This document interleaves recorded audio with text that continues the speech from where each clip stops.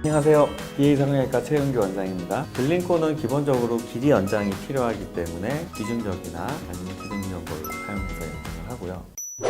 보형물이 굉장히 많은 만큼 사실 좀 선택하기도 굉장히 어려울 것 같은데, 주변에 코가 굉장히 낮은 친구가 있어요. 그 낮은 친구 같은 경우에는 사실 뭐 실리콘을 저 같은 경우에 추천하긴 했지만 그렇게 다양한 보형물이 있으니까 추천하는 게 원장님 입장에서는 또 다를 것 같아요. 보통 콧대를 세울 때 가장 좋은 선택은 실리콘이 네. 사실은 가장 좋은 선택이고요. 코끝을 세울 때의 이제 선택은 다양한 옵션이 있을 수 있어요. 네네. 비중격과 귀연골이 가장 좋은 선택이고요. 그거를 쓸 수 없을 때 이제 기증늑연골, 그 다음에 메쉬로 불리는 인공연골이 있을 거고, 그 다음에 쓸 수 있는 것이 이제 자가늑연골.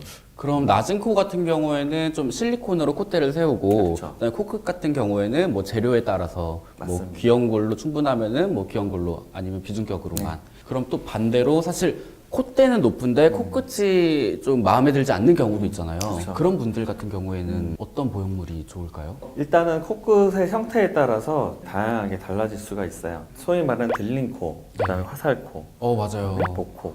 들림코는 기본적으로 길이 연장이 필요하기 때문에 튼튼한 길이를 낼 수 있는 비중격이나 아니면 기둥연골을 사용해서 연장을 하고요. 화살코인 경우에는 비중격의 길이가 너무 길게 쳐져 있는 경우, 혹은 코끝 연골이 이렇게 길게 쳐져 있는 경우가 있는데, 비중격의 길이를 좀 단축을 시켜주거나 코끝 연골의 위치를 머리 위쪽으로 좀 이동을 시켜서 고정을 하는 방법으로 교정을 하고 있습니다. 매부리코의 경우에는 일단 우선적으로 매부리를 말끔하게 해결을 해주는 것이 가장 중요합니다. 뼈는 보통 이제 뼈를 치게 되고요. 연골은 잘라서 매부리를 없애기도 하는데, 매부리가 크지 않은 경우에는 다듬어서 해결을 할 수도 있죠.